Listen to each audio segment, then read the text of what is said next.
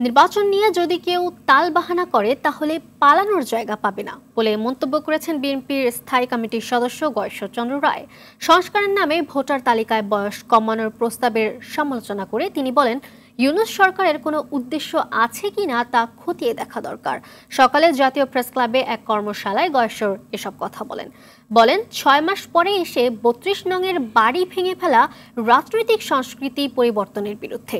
এতে আওয়ামী লীগই লাভবান হবে। ভারত বিরোধিতা করলেও বর্তমান সরকারের অনেকেই সে দেশে সকাল বিকাল যোগাযোগ করছে বলে অভিযোগ করেন তিনি।